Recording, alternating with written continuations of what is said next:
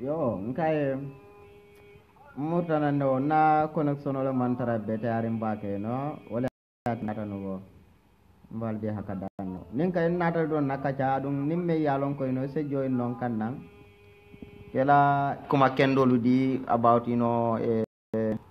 ya marol to UDP obe ke kula back because ndam malen fon se nyo ya mari naka kilinti ngana nyo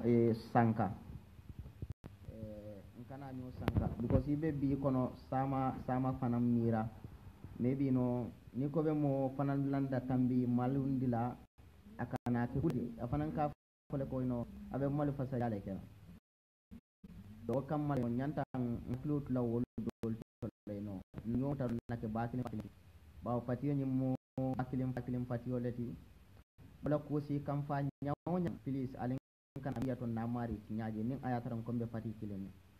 alin kana na media to namari tinyaje nin ayatara nun ko kombe fati kilene because na expect ko modul sake no le men ni yalon ko wol man ken to la fati dinni barin to la fati fon diun wol man na pint lay be mo tinyala inin men be fati kilene o man na kake because biya siata ba kala man kombe nyi men fo kan adun ibatela UDP diun fondele silo di la pour yake ndol fondel yayi tan dile benti nyala nyaadi la ndi karandala la already adun isa succeed nole nim manda hay isa succeed nole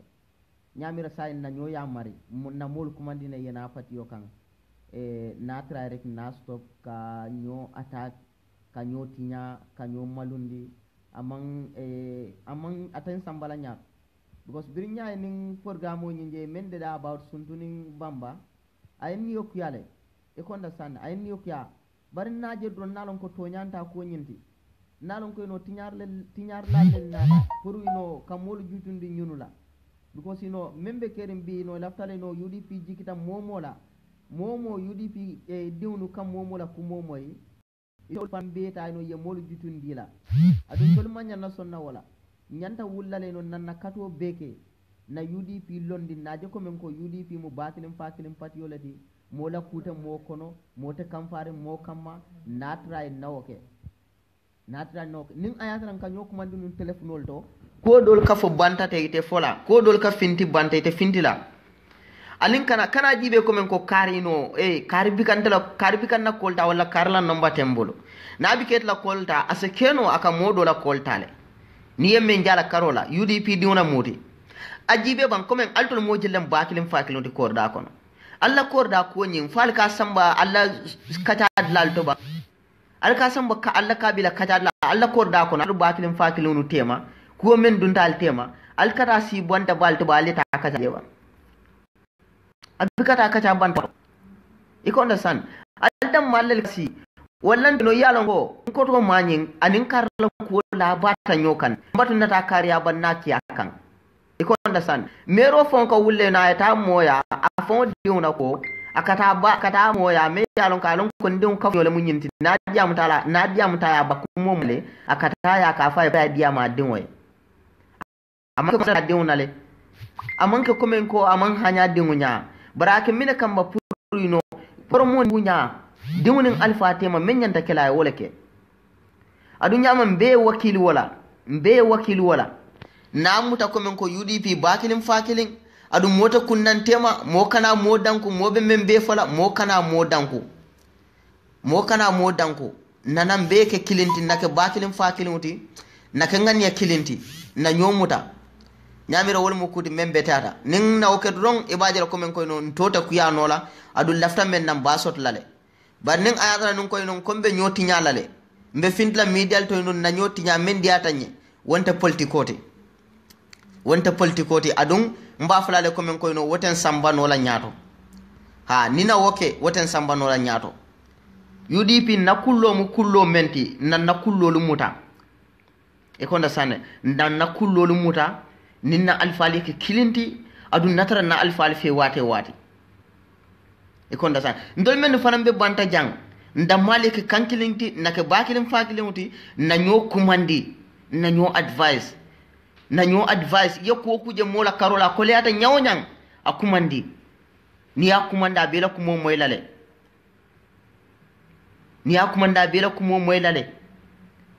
ni te ma amoy no mo kumandi ba men sa kumandi no anaye diamo because bi media be to bir whatsappol kono fonin facebook ol to UDP diwnu dam malen ni lokum fulo be kono UDP dam malam APRC be la ni rawno la tan bar diamo la do atalal de diam la dara because bi UDP diwnu mantara information nyine kam pati do la karola ntolbe information o nyine kan malon salu he mineke salu fanam be nyaaja min tole salu be mina karab sa en katara nyo kis kanne nkadu nyo kon lan ka nyoki nyo kan na fayno pour ye mo kole no kadu akodo ka nyine ka mine be kerin ka nyo kol ka nyo kis woli bele be kerin adu ino nonte lanno tinan dammalu tema ibadala komen ko ndesa jiki bake e konda san nse la ba ke nte se mo se ke non lanna mo bati mbe jamala jibe no lan jam men be jibe ro la jang mo se ke non la comme musal fe no jete kaba wala pa wolu pa modun pa mane wolu nse la ba ke pala adun nim pa ka ko be le kaja bar nim bi payan kumandi mbe silala nim pa be le kaja la hani pati yola kayro le mo nda hani la kafo paye nta hani la kafo paye because mba fula nim pa bota diam wala malam fo pani mo le bita diam le bankata discourse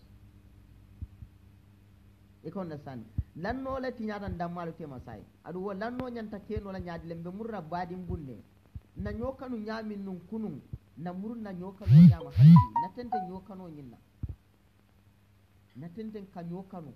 na tente na ke bakilin fakilin de na tente na nyomuta na tente na nyola kullo muta na tente na bollori na nyongay be kolu mabo yes politiko mu dunya ko belati because politiko bota mintole misilma dino kono lam iko na sani politiko bota misilma dino lo kono annabiyo mo le politiko le use annabiyo mo le politiko le use bannen ayatara nun ko annabiyo mo le fanan kalole kam molu nen ite mo sotla misilma dino kono bayna ta mo le no annabiyo mo kare dun danu misilma kono wala dum ko la misilma kono akayete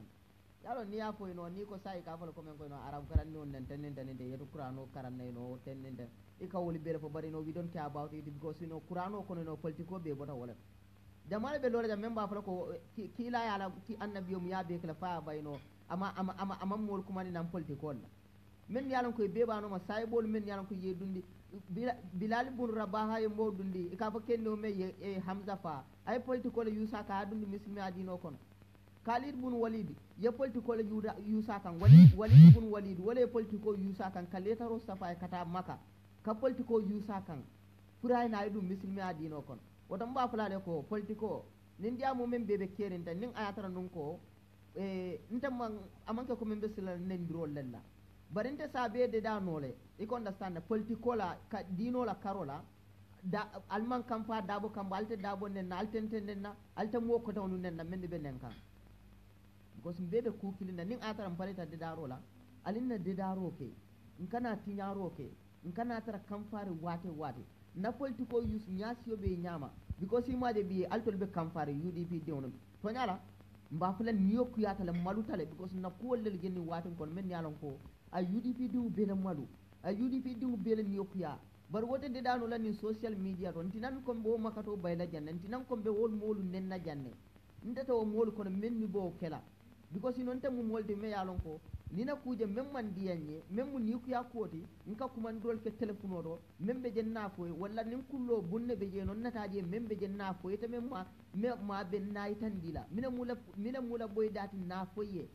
nte sila lela wala ntammalu lela wala bari nin na dan ko mbata social media janna ngoko ha ya binta munafi kolati ya binta betende ya binta mam bete ya iko nda sai ya binta be mi fitla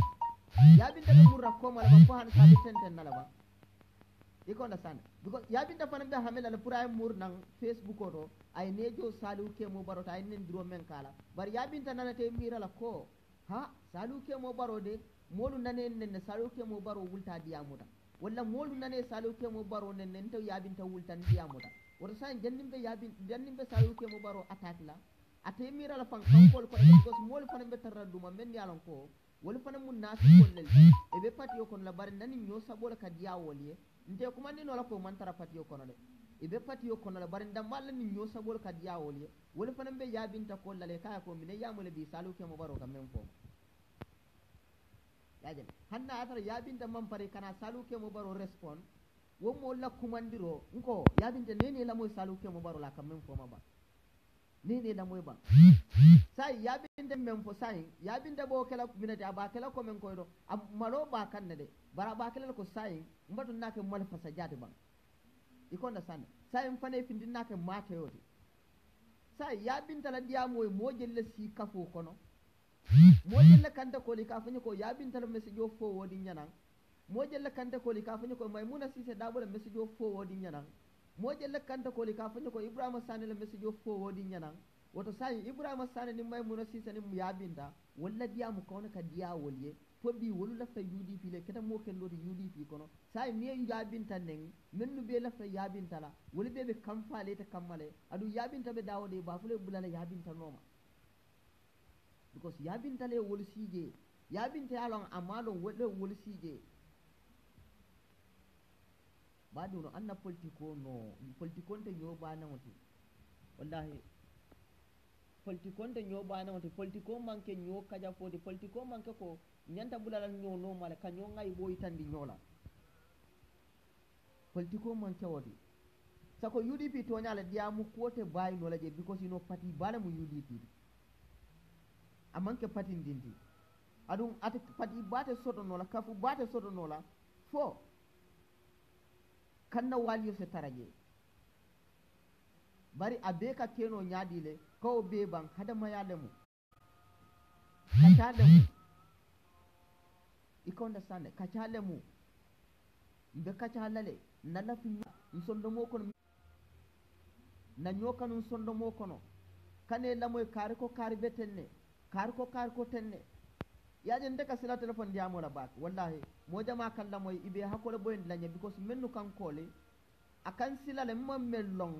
isa message o kinye ko nyoko ngela programme la moy bakele ila diamo kon ka dianye bakele bar ni ko mbikela kol tano because malle la meyete kinda kam pour kante kol sai wala en sila ntala whatsapp bolto momen kankol nimbe telephone diamo ni ta tinit la telephone diamo la nim mobe diam kam mo kilen ibatar ra ko be miss call men taraji 7 miss call bari melo mennu mutu malo jamale kin kam pour yan call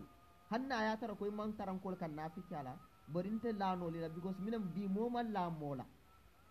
di mol be mol fay kan nyo kanne adu menni ba ke kay jama babe je iman taran nafat yokon walle ben nafat yokon le bari wolu laftale kan nyo sabo je ndam malu tema ndala na jang kana kamo kay manna mo agents adu manna ka fuko mo mennu tambidante manna ka diamu walla bari amman ka kom fananta keno la ko modolu bake kanyani nsa ke nole bari UDP nte wala kanu UDP ko be UDP to tinyala ko be UDP tinyala nte salu ke mo barote molu kono membe fintla media to ko faji because nyanta understand na bake bi sulu saji malu siyata bake nkono sulu saji malu siya baran kono la wol be tinyaro dam malla wol man na ka dedaro ka UDP kono wol natla ka UDP donu fayno kan wol natla UDP la jata balu be jikiri mennu la ke tinya imaje bi ko sundu tura ne mbamba mas wolle be diamu kan fo sundu tura ka fa bamba ko ntafo la fa dembo bay fo ko la purata dabo ya no anay na talo ta because social media kono diamu be siare ngel Allahu akbar UDP ko al to lel phone bal fankele kan sai because al strategy be di al to UDP dewnu al to lel kalo media to ka fo mole ko dembo bay fo sni lu am sin dabote ma programme mole beje al to UDP dewnu al to lel kalo social media to al ka fo ko dembo bay fo sni lu dabote ma programme mole beje adam baro ni lu dabote ma programme mole beje imaje birin jawol yo moy ko ko madu sai na safiro ke bank nina safiro ke nafoko de sundu sura ne mbambal be kacala sundu ture safo bamba ko nda fo la fa dembo bay fos ko la because ni ndiya mo siara yalon lo ada bo tonya aji ko man beta bar mo manya no jibe la mbatu na dembo bay fos ko mbe dembo bay fos ko la le furata dabo ya na talo tan no ki social media to e badel mol sa understand no ko ku ya mantare te man se mol filindi wala bar woliyo lo nyaadi le o jawol men yo de da yo lo nyaadi le UDP diwno alnyanda nyine kala kajara onde alkana salu ke mo baro ke kajara onde alkana aminata ba ke kajara onde alkana bamba mas ke kajara onde iko alkana maxi junior ke kajara onde bi ali da ka hawo ke kajara onde ha alkana mo ke kajara onde bi bial men kala kajara onde sa alaji be ban jawle plano men stal kamma albo plano destroy la nyaadi le sayin albo de dal nyaadi bial yo ke kajara onde social media ali yo ke safetade social media no mbe mulba nambulodi nyola nake batilim fakinodi nambulodi nyola nake kilindi nambulodi nyola nan sondo mo kono nan sondo mo senandi nyoy isajen selano nyola isajen nim pane salu kol isajen nim pamane salif kol salif se hani ka kumo fay isajen nim hawe salif kol salif se hani isajen ni yabinte salif kol salif se hani isajen nim fatu danso salif kol salif se hani ka kumo fay membe UDP nafala ni membe tolbe nafala bari ni wobi kake ni ye salu ko la tela ko tala ni ya ko li sulata mello ne talon na because mi social media to nyaba je kan membe ke kanje ni aje mol ka fa kon ka sundu tura ko la bi kan na kolta mine wo sabu ka bamba ma ko la bi ka mola kolta mina sabu ka fabu sana ko la bi ka mola kolta mina sabu ka ibrahima kamara ko la bi ka mola kolta mina sabu mine a sabu because ina men kata telephone do ikata ko fo modo e fo mari wo fo kana o moy ko je bari ke kunun nin kar kajara jinna yara ni akoten na kota kunun modo kunun nasifaje ni modo be kajara na alfa ba jata ba ke kende ba abi suko yaje mola message o fo dai ado afo bari nem womu site malo audio le ka kiwoy kaki aka fay konko nil da moy bar kana ki moy de yajel kana ki moy ita ko kana ki moy ite wo ki woy ni wo manke limana mo rabbi la nyaadi le wala atina wol fanan ite ta wota audio kino le ta fon ite me wo fo dinte nan iko nyako sale nil da moy bar kana ki moy wona afika message o nte salu ke mo baro nte da hanila ka message ki ko ta kete because nina kiye ifana mbita kila modole ibita kila modole ko ta ke kay konko nil da moy bambar kana ki moy sai malla nyola adun telano la nyola fonse mbulodi nyola wala atina badu nta kam men fo all the time wati nkon naka kilindi nte alikani membe wurte nsa de dano social media to laltol bati nyaka nyamin tol sinalo na de dano bari maje men fon be de daro la bi walla li bawol kanen men be de daro la bi walla ka kajafi men be de daro la ka walla lu tumi adun jamal ke tumi mennu ke tumi bika bonan APRC mennu ke tumi bika bonan GMC mennu ke tumi bika bonan GDC mennu ke tumi bika bonan NCP mennu ke tumi UDP dun dal muti ko ka diamu UDP la toyala e ko ka UDP la fasa because ndalon ko sundu tura wala na birinya sundu tura lan ninge ni o kuyata bak na kid lato sundu do ko wala anyway bari biri sundu ya na kuma nembe do ku dala bari no niyo ku yata wollo dala fo ray message o safe ka janjandi foru mol be kon ko mollel findina ne be mollel toti nyakan annan haklo tuto alinnan ke kilindi nimman ke kilindi ye fero men da sai wadam malbe tende nan dam malu tema ibajela ko nin ibrahima kamare message o ki salif ya salif ta jabila aduna kol fana ta kol tala lanno tinyada UDP diwnu fon ye lanno tinyandi dam malu tema bi UDP diwnu fon ye ka ifonu tinya mol ye pati dole ye kelo soni andi pati yole biya ali kelo wala soni ata pati yo be kelo ti Gambia kon because bi Allah kullo man trawanyal mabori Allah kullo be reti nyar aldol yamira nun ko mbenin keke ndamen na Facebook to jang mbenin jata yamen na ni Facebook to jang wala batin nan bakarte ke so sodla modolu kali jibele adu wol ka jel ko men ko nyuni be men nata yino ntolte dun nan nim pati sifa kono because tiñaro le be keringe nim pati o dam mal ka nyo tiñale nim pati o dam mal ka nyo fay nyo kanne nim pati o dam mal ka nyo nenne nim pati o dam mal ka nyo kaja file woton tolte karto dila nyunna alka mol bayin kanne alin nan da ha social media o manya sifa alin nan da ha because no membe kerim bi mbe nyaajele wolu dol mannya na kajala social media to wolu dol mannya na tinyala social media to wolu nyanta kajala damin nin ayatar nun ko be ganne kilinne dennu te findila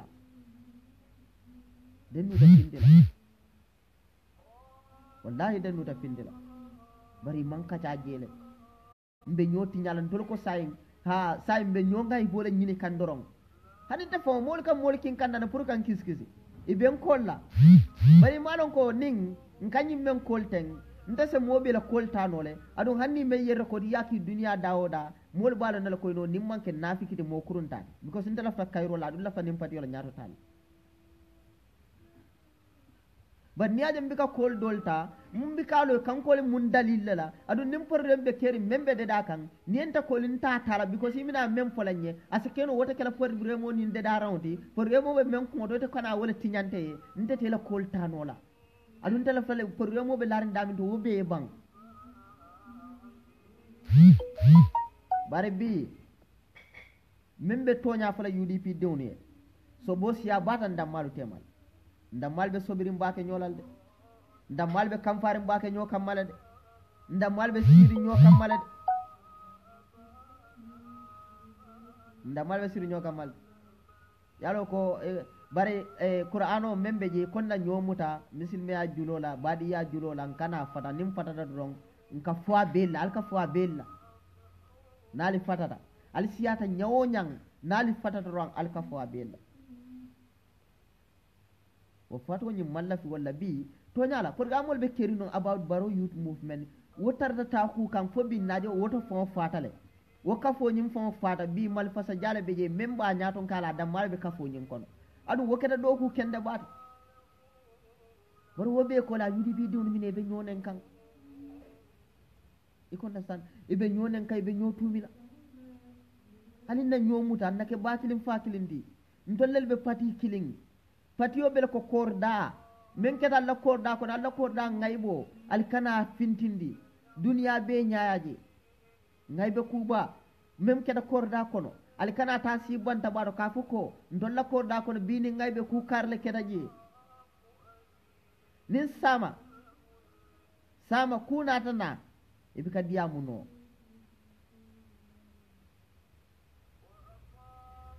nimbi yenta ngaybo ke kacarawti nin saman ni nata diyan na kudo ke meye kontane ni ko bende dala e bafla ay fokulu ngina mantara nyin tinya kanja fokulu ngina ma fa nyimbe tan na beten wala nan kamalu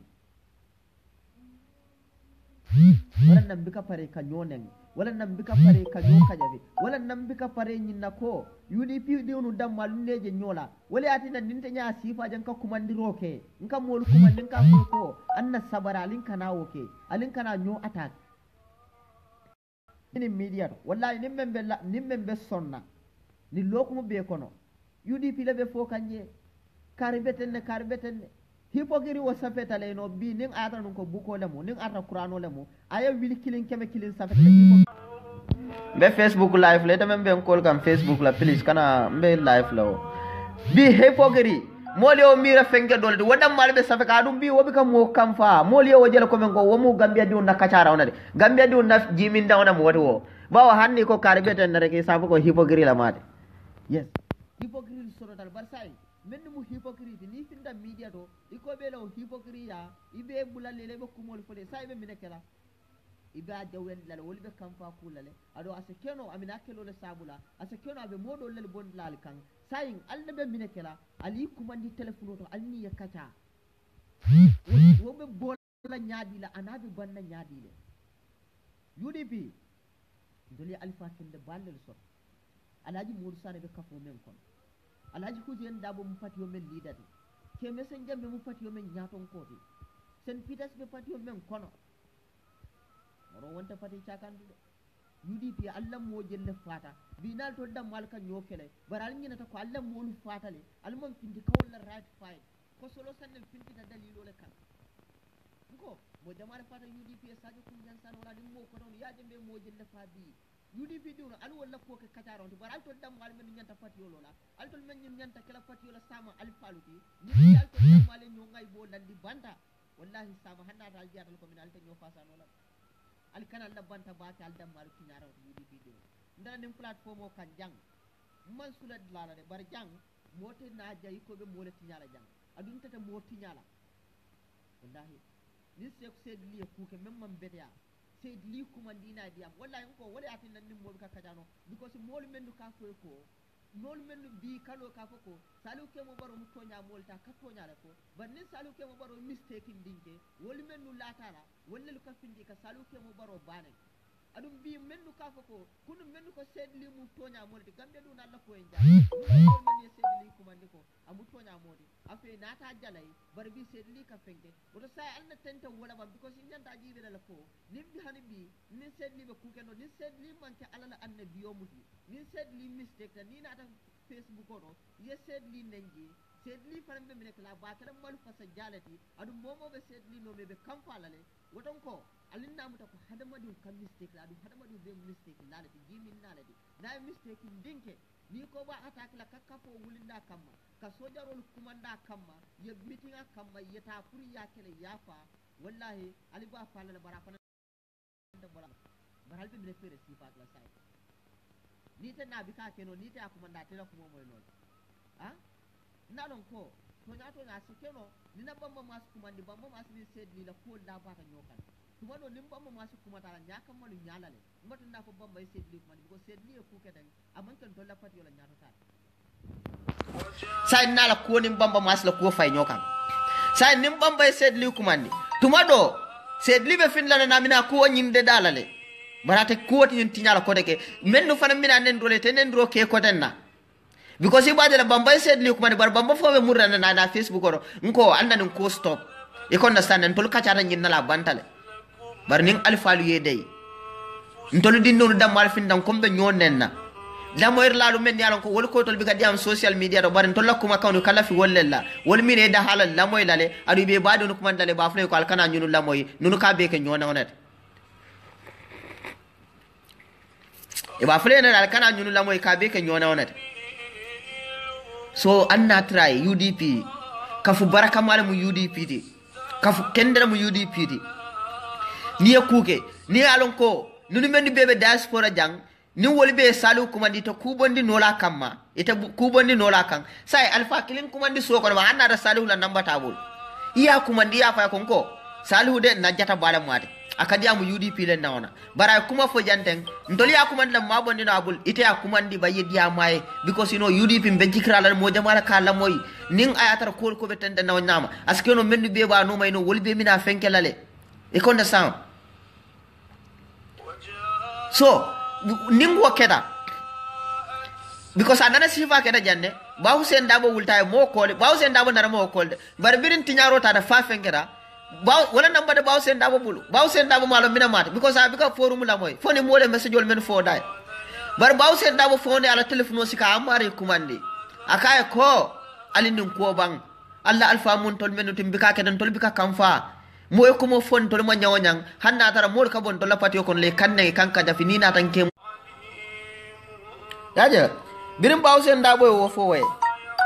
akay ko moy ko mo fon tol mo nyawanyang mol ka finnin tol pati ko kanne kate kannen ba ni murtana ni ka mur baklim fakli yalla akay ko ala do man do manata history fay Hussein Dabo nana mo ko telephone do billahi wallahi ta'ala nana ma ko man telephone do kenno be sirin America for remo dun dan ndam malel tema ma banno duma folla mo Hussein Dabo lo kumandita pour ko deda woto Gambia no lo alin kana nyina han say wala because ita kam menkele molel kala moy molel la fitala adon alkal lafta man sakundala to nyala mfanam bebo mbe la fita wala barentati na ni social media don kon kana sedli la kajafi ndina ni social media don kon kana fa dan sole kajafi ndina social media don kon kana hawala kajafi ndina social media don kon kana fa bu sanel kajafi ndina social media don kon kana maxile kajafi maxime ya don kon naka diam telephone to maxime ya don ko joining kande nimbe live facebook odo maxime ya don ko kan so hakili kendo dale maxime ya don ko nin salu ke mo baro kuje memma nyama ka maxi kuma la naka nyoso hakilola ma salu ta kuma findila ani maxime yo ko be tambindi ay na maxi agency dunia kono atar maxi na namba babulle atar maxi na facebook o babulle alko ben sambala nyaatu le ba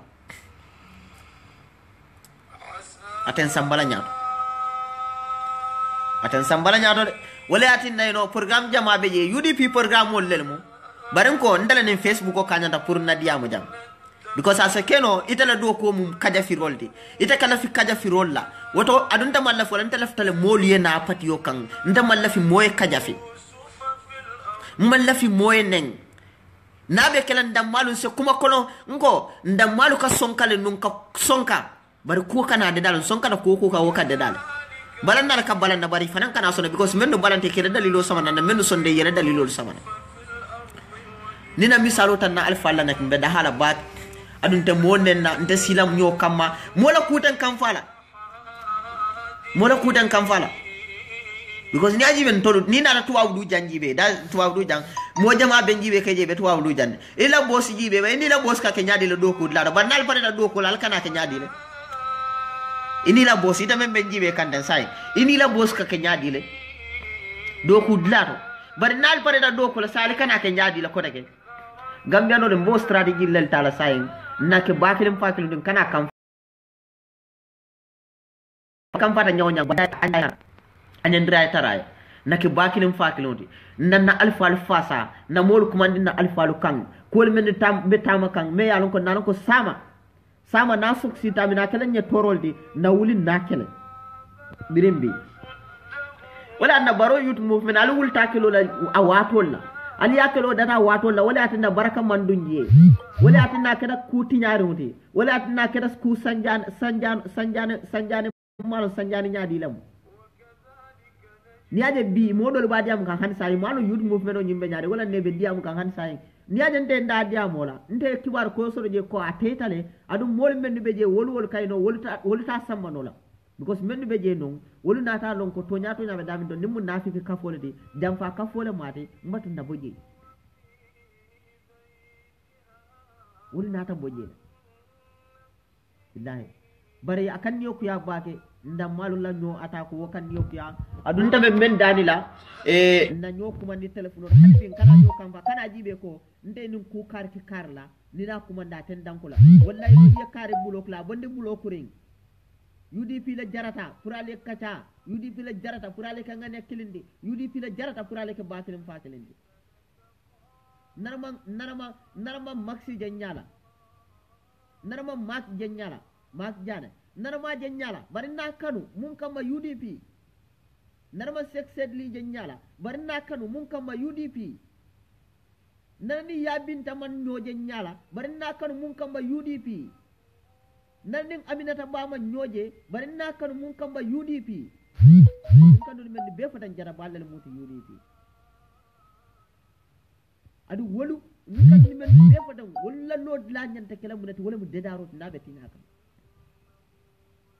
kan ni men be fatan nunu mum minel nunu yam minel nafa soto UDP parti yokon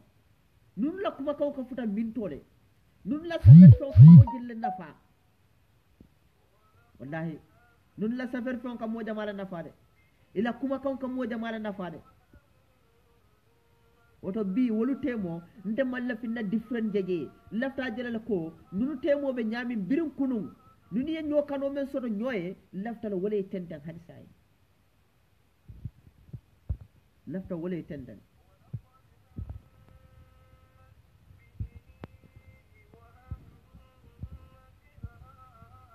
lafta la wole tenten nimme la fa dunana yuka isen ad nole yalan modol ben momo la fa dunana yu isen ad nole na yalan men yalan okay so momoro ndilla fa yani advice dila you can come yana ya advice di ite mina advice ro UDP manjara na kuma koto sen kan bari no di sambe mufla nyaadi la nyaato kata nyaato ka nyaato walin nda lafta wole lonna nyanta tala nyaato nyaadi le bari malla fi comme kol menu tambita wolu wodu bantala say moli o be diamule adu jikita kal kamfata ko kula skeno bebe finlanda ne minal apologize la albe konta fa albajala ko yar fan mu batilim fakilo nalde alje amuta comme ko non tolte kamfano la nyu kamma albabe jalale so alin kana mola ku kana tan mo kono please moy kuku kay campagne nyang dandila kala alonko UDP la jarata wala UDP la jarata pour moye kuma fo membe ta kampala baralbe UDP kanule wakana tin lete aje komen ko karina kino manke UDP dinti no UDP una ila UDP di yata nyato de asa kena telephone UDP kanuta asa kena telephone UDP kanuta ha ikamen achus komen ko asa keno karman ka UDP ngade asa kena telephone fo UDP kanuta de ha asa kena tele kanudi woto ino nim kumala nata me yatine yo miro sono sayin amanyan na fintla banda because na finta banda sabe kamfala la fala abe kamfala la fala so ino naban duma ina mari diamu je yemol kumandi ina diamu yaji komen ko mine be tamala ana be stop la nyaadile anim be nyomu tala nyaadile anim ko nyimbe fala nyaadila be deda no la nyaadile karto ta tinyala karto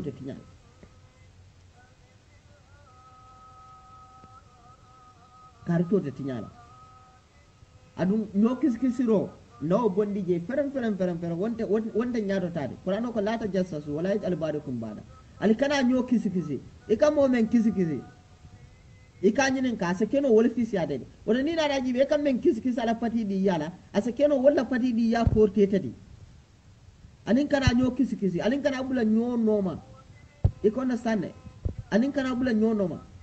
nake bakilim fakilin na nyokanu nselano nyola nimbine da boje salu kuma ninse hanyi non na kuma fay because ino mbajala ko men ko lanna mole mate ate na kullo fala moye bari bi wala assalamu alaikum wa alaikum assalam wa rahmatullah abubakar sisa ko nan kol ka domar bakal de ko menen domar te jande jang ko de hada no na baro fa bandala mo mune gere ya da mi so e man na ka ya lan bare atellel mo kino bimbe kam sisa ko nan ka dole ko na ka fanya ko kon dole be do ko dam malla o ka fa baba batel bari fana la sisa ko nan ko mi fa le defana hani a ko fana def problème do ko mbela ka taaji be ka taaji kuma bakata Okay. Akuma ya baki da fanfan wallahi min ke bundati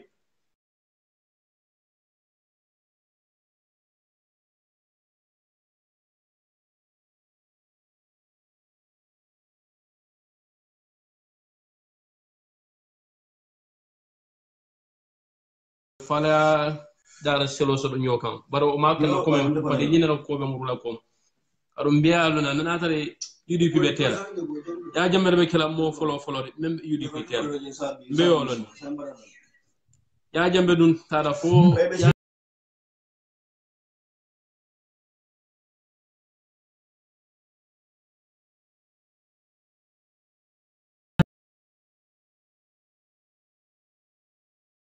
nana tol mo men fa biatim mistake ko dol dunna jela bara mu hada madi ya kenyalate be padi dingol be dani lam mel mu kebal ti nyaato bak adun tel be mu di nolle yo so ni nado je bodo be kebal danda ko men nyum ka bay bar be danda ko men ku kran na mu dal mo me fana bete loma anyo so hakkilo do ka ko men so dia moddo man dinde ate bayno la kadum faadum grupo ko bara manke ko men padi ni na ko le be murula ko so mbe grupo la kebal be danilo kan so mbe munya nyoy fusen men fana be nyaado ka ame nyaado fana so ngalo kuma kal nyido fana name kado grupo keba na be ni bu kela miatela mbari salu ni mansa tallala demaro ma la kan a grupo ni na sambanya gal ko lendi bakade yo adun so ni na ajibe bidande yidi be nyamana bi ndal be mo len nyinin kan bari mantar mo fana mantar mo la bay kan mbalade karum bi mela diamol me kan ila ko maktilin kaf ko me APRC fele wulu tela yin ko la bari ko me mol man interest for la bake karu nyin lo ko fulo be biado na membe keri mantar mo senkor mantar mo kumpo so biado na ko men ko nyil benyam so lina ajibo ka so ndel nyina da nyindo lal say ndamal lel be nyola so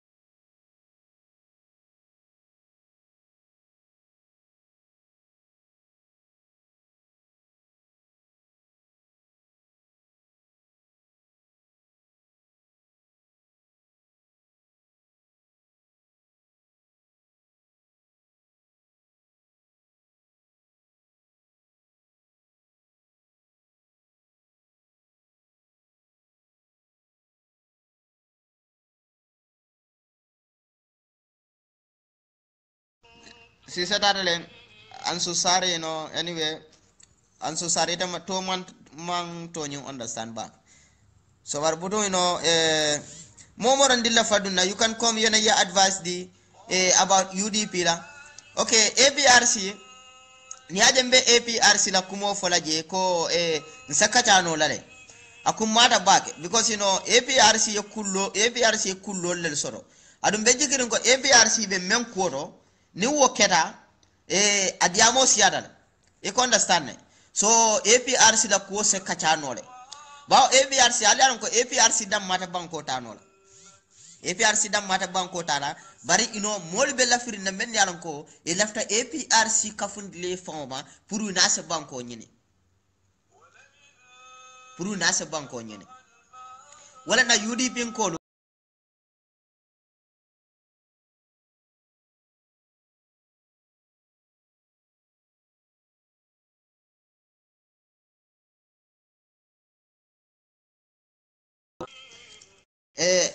wala atina UDP ko anna haklotu na nyonene APRC ko mollel be la firing ini APRC e bulodi nyola yabanko nyini adu ni woketa UDP no mbe batalale because you know abe kula sabula UDP kono me yalon ko minam bulo podlale so you know mbe naferol men dida kam be kelol men la ten na mennu kelo dadi bi alhamdulillah na duwa ka fudron ale wol buruka lala ni wol buruka tumado UDP diunu keda kilindi ngamo mu menti wobe keno lale bare nun ko be kam fala nyoka man damalu bajala ko men ko amina kula sabulan damalu tema be sobola sabulan damalu tema adu no wotna kala kuti me yalon ko abe kala nyato tadi so anda nyomuta dron nake bakilim fakilindi ndam mali ko kuke a jawyata nyawonyang akoliyata nyawonyang abe banno lale nin ndam malu diamuta abe banno lale because ndolla alifa obika kamfa dabo bika kamfa ay dabo ka falante kumal yefengo fem fay ye kuma futan dama ka falante kumal moy mentam bidawol wobika kamfa so you know me yalon ko kamfa men fana dun kuto ne o fana kumandi tumado wo fana nane kumale moy mentam bita wala barnali ya hadama ya abe bannale so na nyomuta don nake bakilim fakilim ndamal wol kay ndolu wol damal manna kacha kala kacha wulindi modo kam me alon ko nabem kilinati mbe mo be danna wala UDP dengonu mbal be danna wala please al kana kacha wulindi men kam me yalon ko al nabe be kukilinde nun adu hansa kana al be kukilinde wotal kana kacha wulinda kam ala mari kumandi walla aliye mo kendolu ta aliye ki pour ya kumandi tuma do ni wo kena ni wol ya kumandi tuma do nadi ata man satallahi allah ta men nabe kelale adum aliye men kompanan wobe tula jele e kono san al malla fi meyeke wobe tula jele pat yola nyaata tamu menti je albo sot la jele bari no nin kombe nyo fenkala rek jaabila wati abe mbatandi la baba bakele ha so onte narin advice lo sona molbe dum kan nanne kana kakaja mbe modul talale momo e mira men soto je please yana because this social media to nakoro siroto UDP la kelobe warale je UDP dum dam mallel mo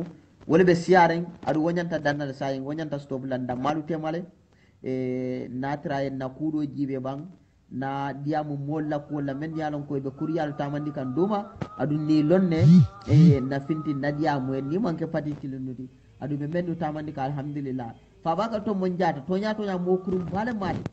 adu atala ko fonse programme wulinda kamma ikonda san ibe ferol de da kan pour UDP kamma wala nan ko APRC la ko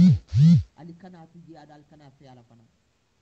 al kana APRC la ko tuje al kana fe ala because you know be ferol de da kal kammale pour ka jam fal sidal kamma kan lapati yotinya kan lapati mo kendol fonota ke tinya ke dundi nyola ke fay nyokan wala nan ko anyway nuni mo baramo menke jana mala ba man kam kunda nte ma support APRC ko men barmaji nimmo jama balma agri kunum fawno pour mo ko na sabe nimmo do be nyo batande kala ko non to kay no ye menke ntama agri ala modulu agri nyanta kala ko ning anyanta kala fanan fa ba to mo njara yankuba ko li sidi njay yemo kilim pawol ko do mo le na dia mo nyen stade banna man ke wolde wol ko la yemo mo barma non ta agri la democracy le be kere bare anyway no if anela right shot like kake bir man say drive di la pour banko murum ye right shot le kake so anyway imanya na attack la ban ni ba attack la fanan fa ba ka to mon jata sidin jay yankuba koli ni wol mo kilin soro no je ro yowul bondi nyeje tuma da banda because you know ini ya je melen na talol be yaay kam nendiri bala mu gambia diwni nendiri bala mu gambia din kendo be adu you know bala fa balya bala mu moli e men yalan ko ya je be wollel fawol fa ya je be wollel diwnu ta ay nyapin ka ya je be ku jawla la wollel ka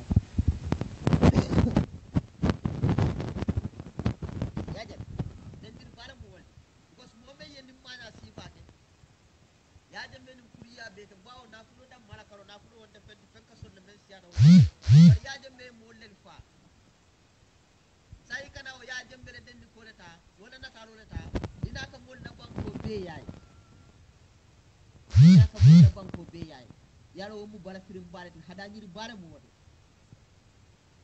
ha hadanyir bala mu wode yes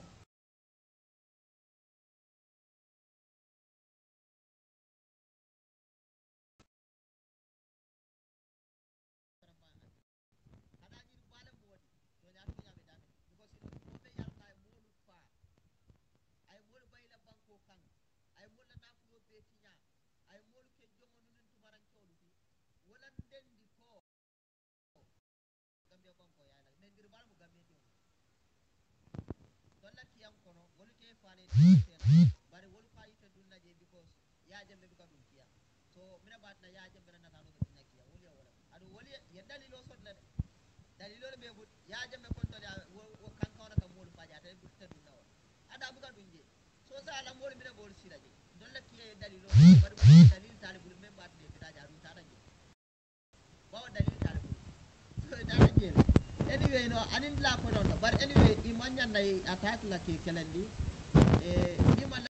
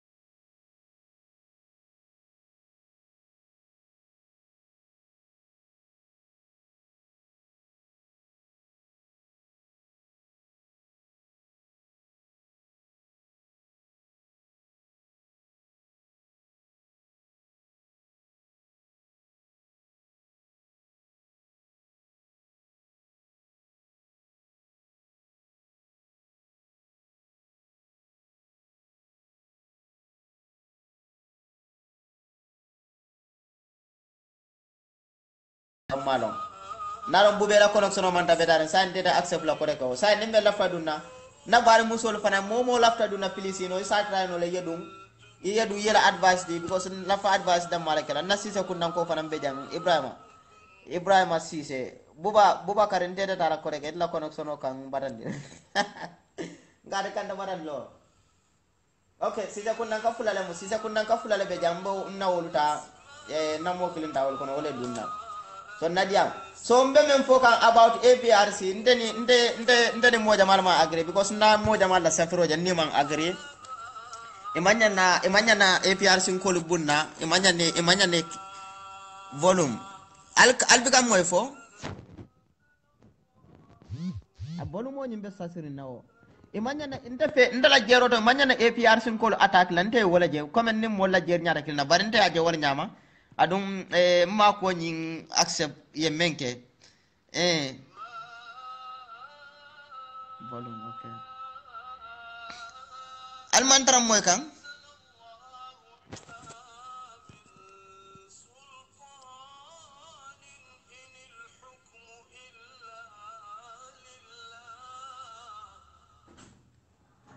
malam falbe moy rola la bayno albe moy kan na bang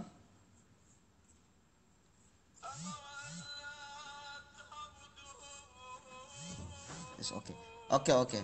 yo abe dara sai wodo sai nalong okay yo mbe diamu kan APRC ko la na connection please atale man tar betare mbaga baran ka sisa ko nan ka doleta nala tella connection nyin ka sab yo mbe men fo kan about APRC ngo APRC imanya ne bunna ke barama na kodo ke do fo en ko do ma Angleterre na man agri jela ate panay me bola mo nyinti na yang ko ko lila wala sidin jay wala barate o agri tal ko nyanta kelala barenta ma agri wala manso wala manya nakake APRC ko mbele be kam faring bawo mbe yaje ko APRC inatla ka gambian ko lunden itatala ka fon na gambia diune ko almal ke ko long ntol yaje mbele ya ke ko lo yaje mbe men kanyanta wala kela yaje mbe men nu fa wolu fa kawlu hadani yaje mbe natalo la nala dendi kolo so APRC man sakunda le wodi la right dila puruna ina gambia be yayi man sakunda wala ya right nyindi la puruna gambia be yayi you understand woto ino ni aji be APRC man tol nem fande man sakunda me wo right dila o sembo dila wala le gambia diunu nen adu nyanta lo na ko mo le fawol fada ya jambele wok ya jambele to la na fulo betinya ya jambele to la banko na fulo betinya ya jambele banko dinken dolu fa sai wo mo kilingo nimbi hanbi mo le ka wala kumandi ka wala tofo ka wala natalo yus fa ba karto mo jara tala natalo keno la dendi ko bala bang fa ba karto mo jara wota la dendi ko keno la tala natalo keno la dendi ko bala bang bawa natalo mula nyaton ko barhani fa ba karto mo jara to kala asiya jambele dendi ko yus adu wota kala man sati jimara tonyala APRC la windaje bari nana jibe bi APRC mantaraje e mallaf APRC la adun ni na bari mun ko lal to lele nimbe sabu because birale fa bakar tom mo jada jalla sadot man sakunda raddi APRC la pour ye banko yayi bari man rati di la ko bank sate o sate nyanta mido kala jere dia ku ya sate dunu man nyana balan na wala bari mun ko le biri fratal to mal to le amira han sa ya bo mo alto amira han bo kafu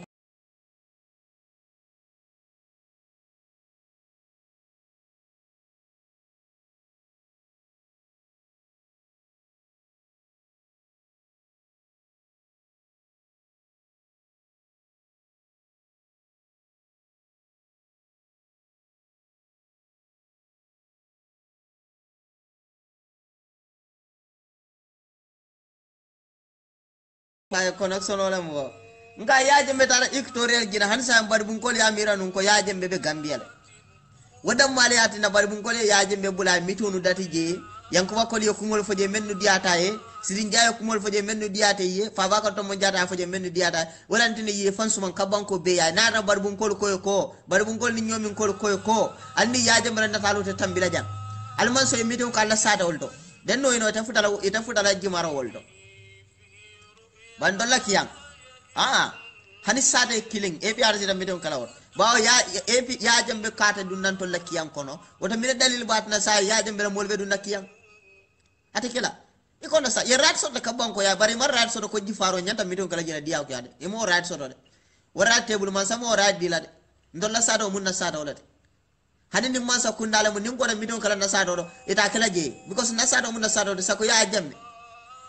molu fa ay molu soron ndolla sado do kiyan jifaro ya jambe mo fula birabe dabol mutal men yalon kay mutanyola ay mutanyola wala dimbal jarabi tan folla bon hani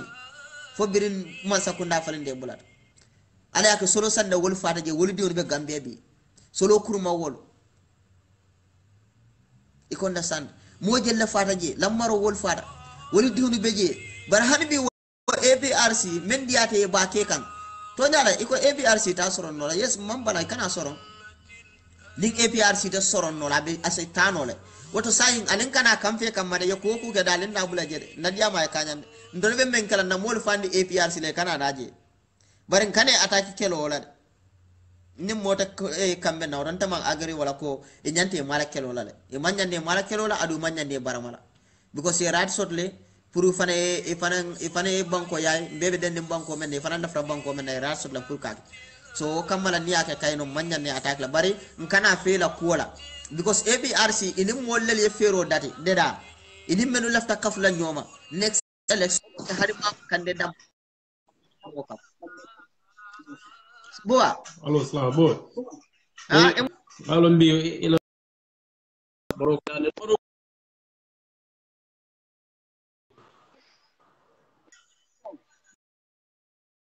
yes malo fembe men kamba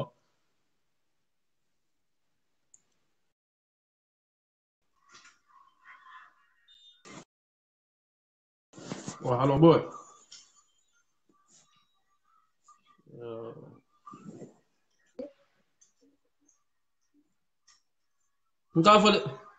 nga fole bi def ah gela connection ji mandara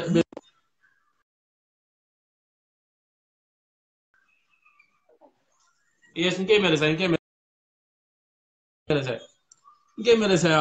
nga fo comme be men fo kam fana o mutto nyaare de comme yalon kabrin kunu APRC lo ko nar wado menna mba kaja kan mane jonkin de fala so ndela folo kina mode men nga jamane attaque je nga njaay APRC de nde man songe ma ko comme ndila men kila comme mo si fa sa no kan do man nga wonde man song comme mbiyalo no comme yo man bede yo bari Allah subhanahu wa ta'ala ko ni moye toni ni si jono ijo bari ni yam fara fana wala mu kodi mengalo wala mu kodi men nyinya bari yalo bi den salu ni na raji mol jibe ni toro watan APRC yamol lam mol o kolbe landirim folo kitol manke folo son kana mira le fere na dalen de ko mo musiri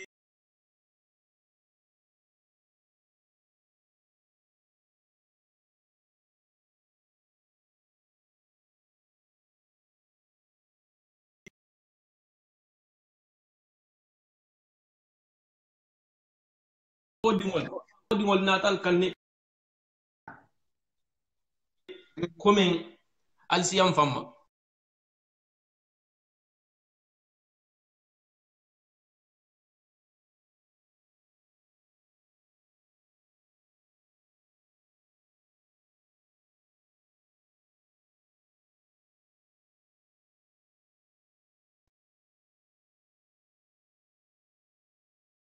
ibala kamfani na talalale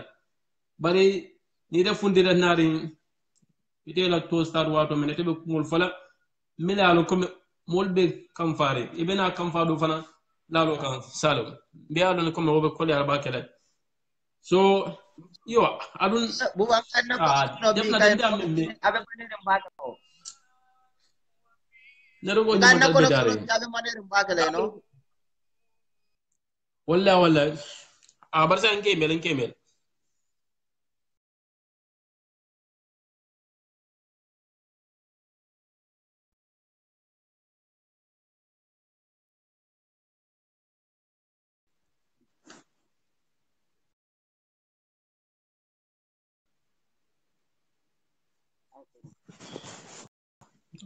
gawal mal fe kam meba